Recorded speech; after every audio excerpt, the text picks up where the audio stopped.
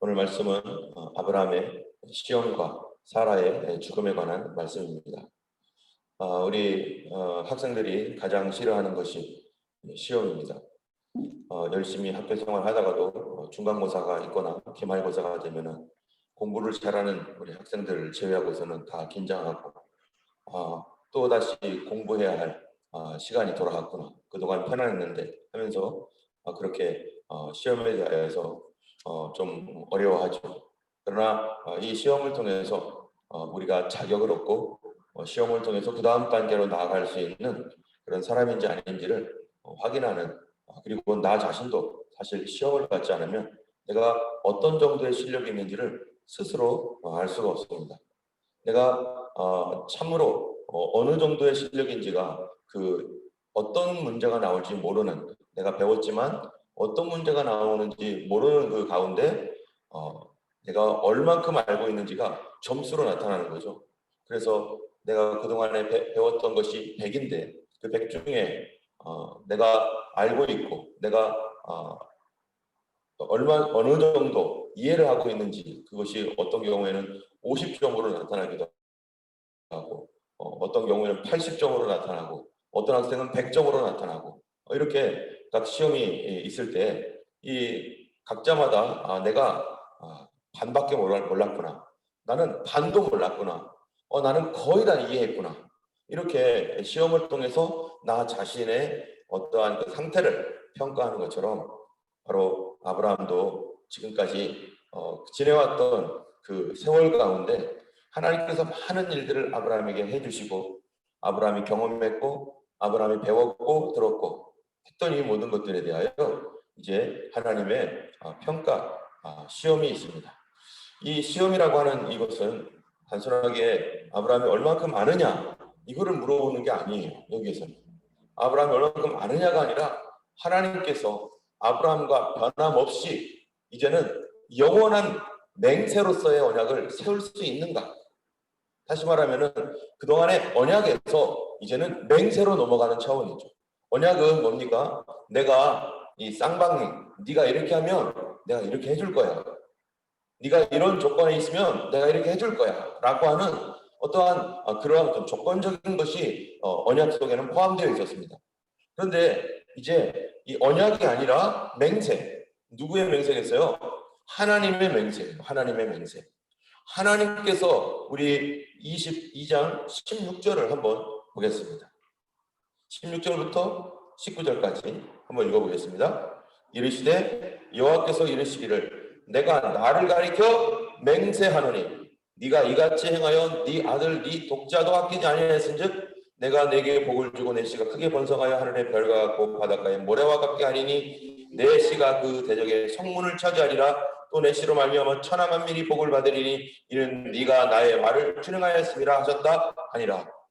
하나님께서 여기서 언약을 하시는 게 아니라 이제는 뭐예요? 맹세를 하시는 거예요. 맹세는 이제는 끝난 거예요. 절대로 흔들리지 않는 거예요.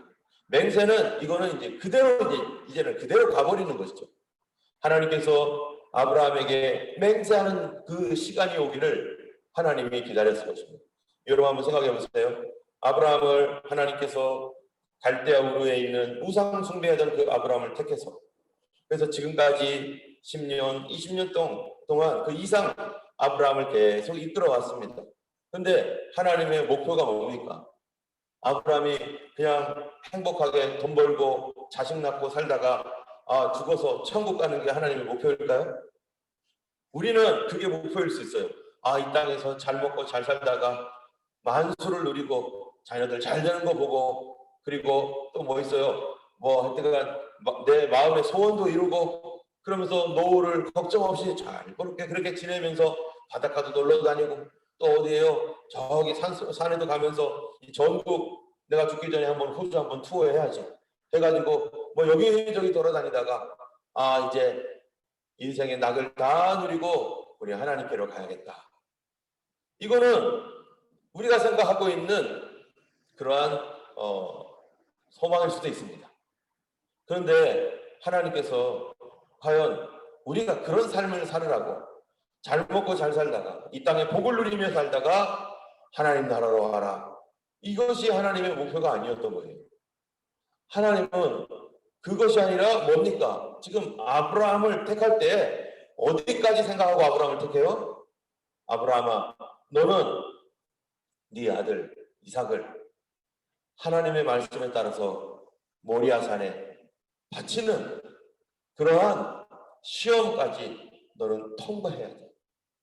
여러분, 선생님들이 학교에서 아이들을 가르칠 때 무슨 목표를 갖습니까?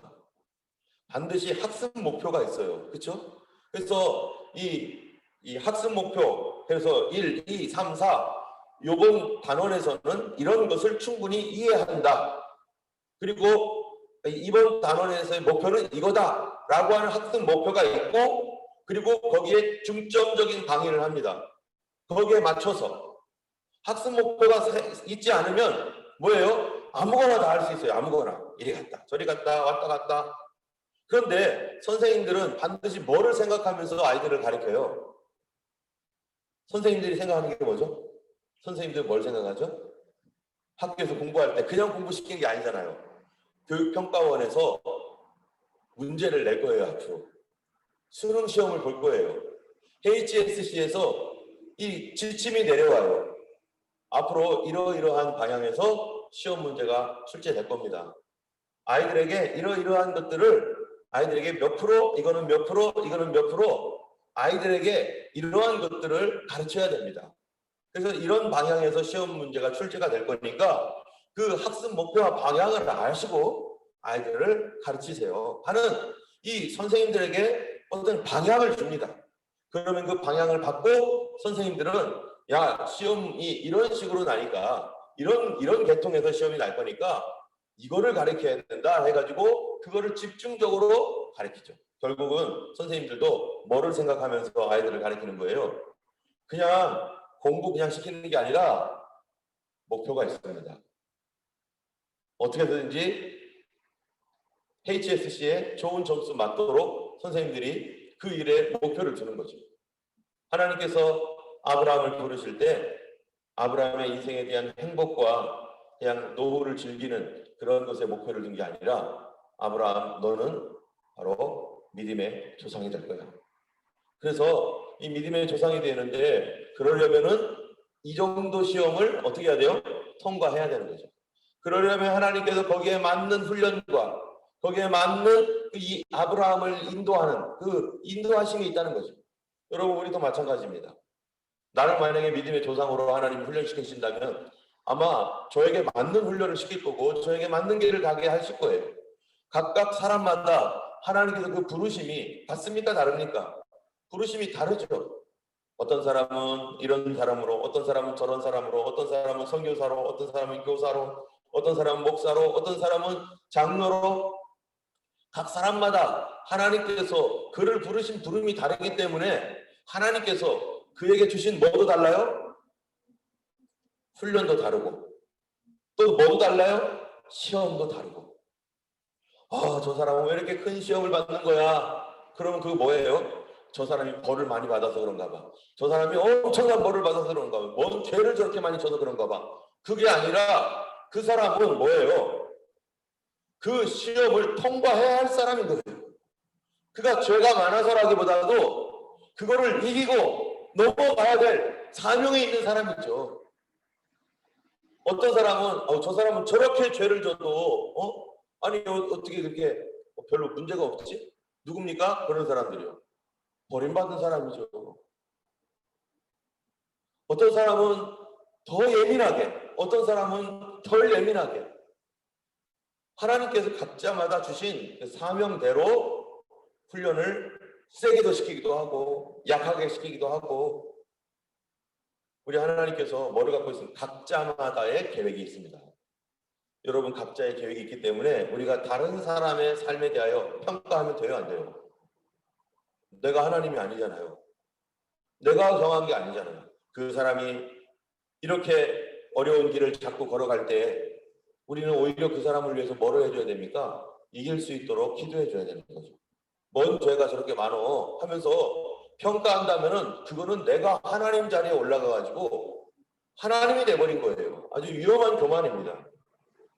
때문에 어떠한 일을 어떠한 상황에서든지 우리가 단순하게 단지 그를 위해서 하나님 앞에 기도해 줄 뿐입니다. 하나님 도와주셔서 저 시험과 어려움 하나님 잘 감당하게 하시고, 혹시 개인적인 잘못으로 저런 어려움이 있어도 그것이 또한 하나님께서 허락한 시험 가운데, 훈련 가운데 있는 것이라면 주님 능히 이길 수 있는 그러한 강한 담력을 주시고 담대함을 주시옵소서.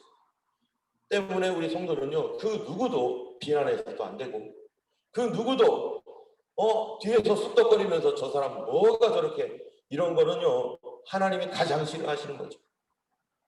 아브라함에게 하나님께서 22장 1절에 그 일 후에 하나님이 아브라함을 시험하시려고, 여러분 아브라함을 시험하실 때 아브라함이 그 전에 넘어졌었습니까? 안 넘어졌었습니까? 많이 넘어졌죠. 정말로 그렇게 넘어지면 안 될 사람일 정도로 넘어졌어요. 완전히 철푸덕 넘어졌어요. 그것도 아내 앞에서, 사람들 앞에서 창피하게, 가족들 앞에서, 아유 우리 아버지는 엄마 팔아버리는 아버지야. 이스마엘이 얼마나 그랬겠어요. 아니 세상에 그래도 그렇지 어떻게 남자가 돼가지고 여자를 팔아먹냐. 우리 아버지지만 참 너무하다.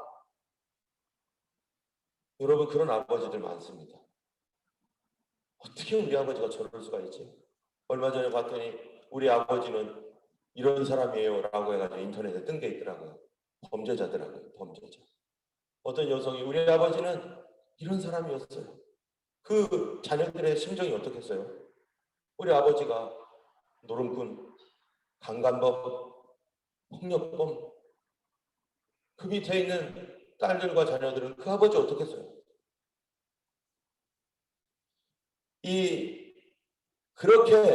그렇게 넘어져 있었던 그런 아브라함.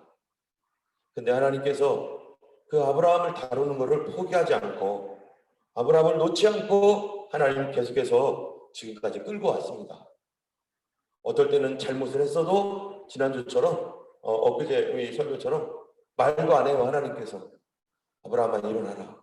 다시 일어나자. 어떨 때는 잘못하면 하나님 꾸짖기도 했지만, 아브라함에게 하나님 꾸짖으면 아브라함 완전히 무너질 정도로 그렇게 창피함을 당할 때는 하나님께서 꾸짖지도 않아요. 야 아브라함아 일어나. 하나님 어떤 하나님이에요? 우리를 꾸짖어가지고 잘못한 것만 맨날 들춰내가지고 죽이려고 달려드는 하나님이 아니라, 우리 자신을 볼 때는 막 더럽고 추하고 악해도 나는 정말 창피해서 사람들 앞에 설 수도 없어. 그럴 때라도 하나님은 어떻게 하시는 거예요? 일어나. 아니야 다른 사람 다 똑같아. 하나님 너를 사랑해. 일어나 하면서 우리에게 일어나게 하시는 하나님.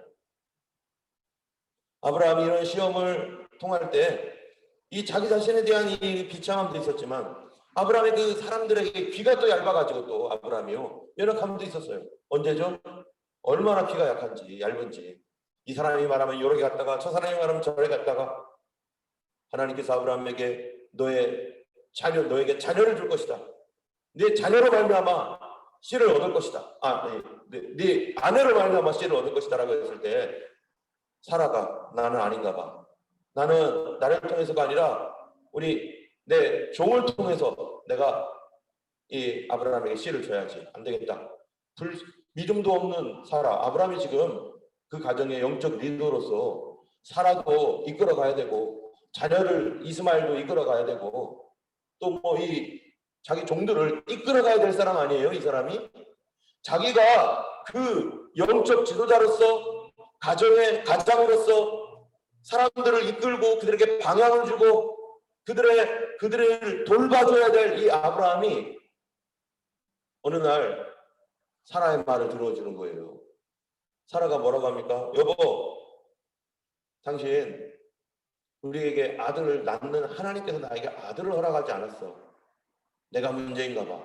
그러니까 하나님 말씀 이루려면은 내 종 줄 테니까 하갈에게 들어가서 아들을 낳아요. 지금 아브라함이 하나님께로부터 메시지를 받고 있는 아브라함이 옆에서 말하고 있는 이 사라의 인간적인 얘기를 분별하지 못하고 아브라함이 그 말을 듣습니다. 여러분 우리가 이 아담도 그랬죠. 아담도 하나님께 직접 자기가 들었지만 누구 말을 들어요? 이브 말을 들어가지고 이브를 가르치고 이브를 인도하고 이끌고 케어해야 할 사람이 그 이브의 말을 듣고 자기 중심을 지키지 못하여 그 선악을 알게 하는 나무 열매를 따먹음으로 말미암아 이렇게 된 것처럼 우리가 들어야 할 자의 그 말을 들어야 되는데 하나님 말씀을 들어야 되는데 이 사람 저 사람 얘기할 때 이리 갔다가 저리 갔다가 흔들리니까 그게 지도자가 할 일이 아니죠. 지도자는요 하나님 앞에서 살아가야 되고 누가 뭐라고 해도 하나님께서 말씀하신 대로 가는 것이 진짜. 그리고 저 사람 눈치 살피면은요 지도자에게를 갈 수가 없어.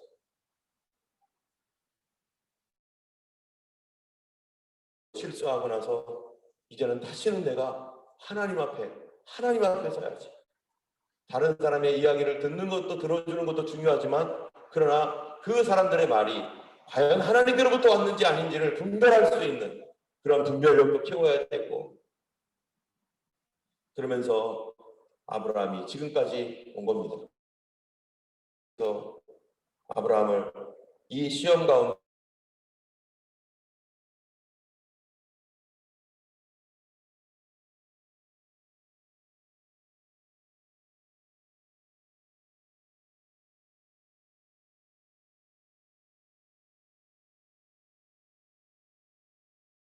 그렇게 지금까지 인도해 왔습니다.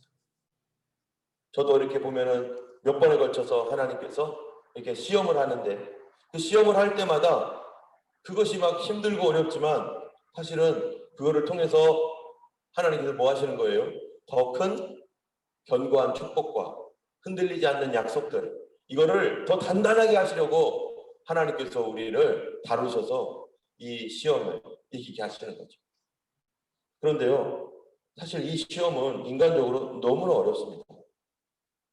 그 이후에 하나님이 아브라함을 시험하시려고 그를 부르시되 뭐라고 해요? 2절에 그냥 하나님께서 여호와께서 이르시되 내 아들 내 사랑하는 독자 이삭을 데리고 내가 내게 일러준 산 거기서 그를 번제로 드리라.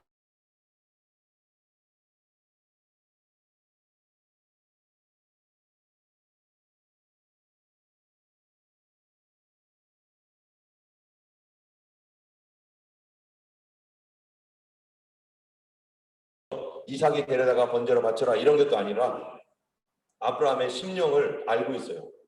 너 아들, 네가 100세에 낳은 아들, 너가 사랑하는 자. 근데 거기에 독자. 여러분, 이삭이 독자입니까? 이삭이 독자 아니에요. 이삭 말고 또 누가 있죠? 이스마엘도 있잖아요. 근데 사라에게서는 독자죠. 이 이스마엘을 내버렸어요. 그 전에 이스마엘을 내보냈잖아요. 이제 이삭밖에 없어요.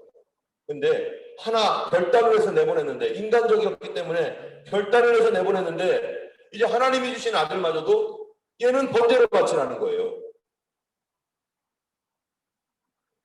결국 아브라함이 어떻게 합니까? 아침에 일찍 일어나 모리아산으로 갑니다. 그리고서 아들을 바치기 위해서 손에다 칼을 쥐고 이삭을 바치기 위해서 정말로 찌르려고 하는 그 순간에 하나님이 스톱시켰어요. 여러분, 만약에 우리 자녀들을 너 이렇게 해봐라 하면, 저한테 만약에 하나님께서 이렇게 말하면은 나는 과연 할 수 있을까? 어쩌면 사탄아 물러가라 하면서 이거는 하나님 말씀이 아니야. 분명히 하나님이 하셨어도 사탄아 물러가라 하면서 그랬을지도 몰라요. 그런데 이 이야기를 통해서 이 아브라함이 이 일을 하는 것을 통해서 하나님은 지금 무엇을 하기를 원하시는가?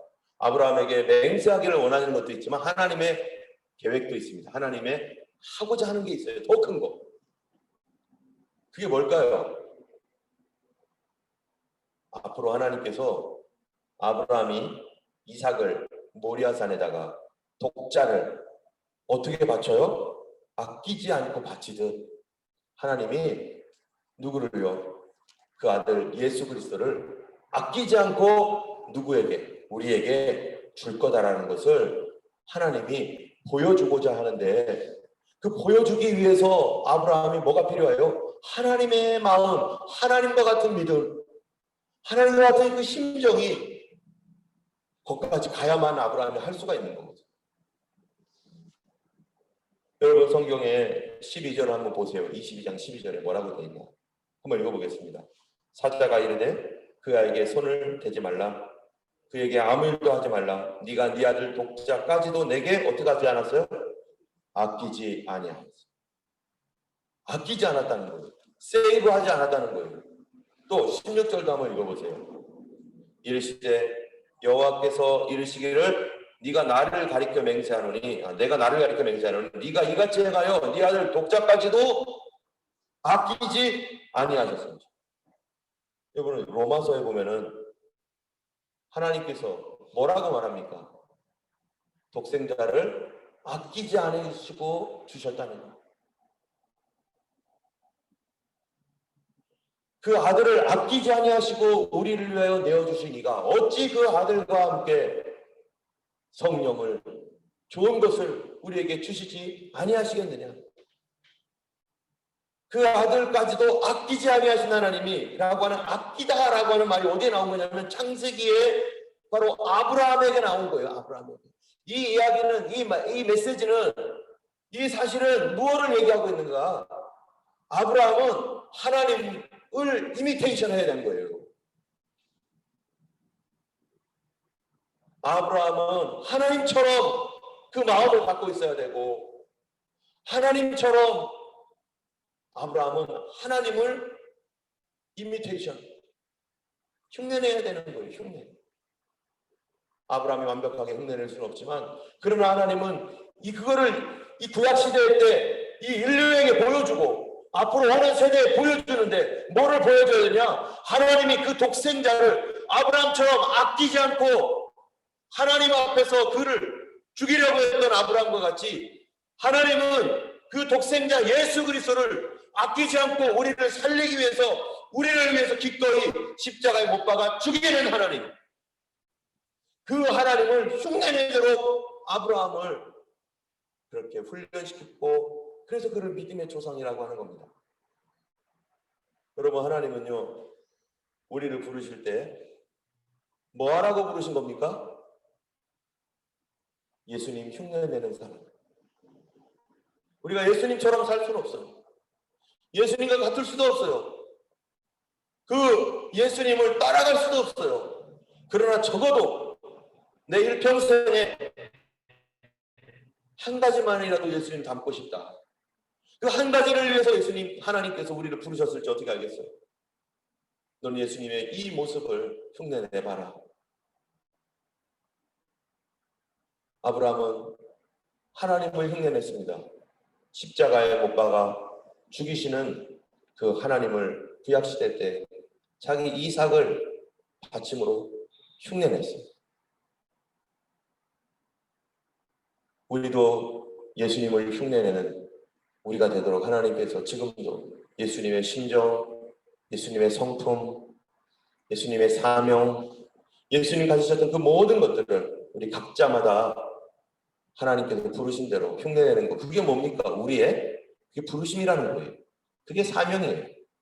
나는 평생도록 살면서 예수님의 어떤 부분을 따라오며 따라갔으며 어떤 부분을 흉내내고 있는가. 어떤 사람은 정말로 은사가 충만하셔서 예수님이 병 고치고 또 귀신 쫓아내고 했던 것처럼 어떤 사람은 그렇게 예수님의 영광스러운 부분을 흉내내는 사람이 있어요. 그래서 자기는 그걸 원하지도 않았는데 어느 날 하나님께서 그런 은사를 주셔가지고 기도하면 사람이 낫고 그게 그 사람 능력입니까? 그게 그 사람의 거룩함 때문입니까? 아닙니다. 그 사람을 그렇게 사용하시고 부르셔서 그런 부분에 예수님의 흉내를 내라고 부르신 거죠. 그러려면은 그에게 어디 있어야 돼? 그럴 만한 인격과 영성을 갖춰야 되는 거죠. 그게 안 될 때 그 사람은 그 시험을 통과하지 못하는 거죠. 어떤 사람은요, 예수님의 십자가를 흉내내는 사람이 있어요. 그래서 주님께서 그 어려운 가운데 이 십자가를 지고 정말로 따라가서 이 시험과 환난 가운데서도 끝까지 변하지 않았던 예수님처럼 크리스찬은 저런 거구나. 세계에 보여주고자 하는 어떤 하나님의 그런 계획과 뜻이 있습니다. 어떤 사람은 예수님이 기도하는 모습을 흉내냅니다. 다른 건 못하겠는데 그 사람은 예수님처럼 통곡하며 기도하고 예수님처럼 가슴 아파하며 기도하고 그 사람은 그게 사명이에요. 어떤 사람은 예수님처럼 전도하는 사람이 있습니다. 다른 거는 잘 못하는데요. 전도하라면 1등이에요. 그 사람이 가서 손잡고 기도해주면 이 사람의 마음이 움직여지고 돌아와서 예수님을 믿고 그러는 사람이 있죠. 어떤 사람은 맨날 가도 안 되는데 이 사람이 한번 가가지고 이렇게 손잡아주고 이렇게 하면 그게 뭐예요? 예수님의 부르심이에요. 그 사람이. 그분을 예수님이 흉내내게 하는 거예요. 어떤 사람은 다른 건 못하는데 설교는 엄청 잘하는 사람이 있어요. 그럼 뭐예요 그게? 그게 그 사람의 부르심. 그 부르심에는 반드시 뭐가 있습니까?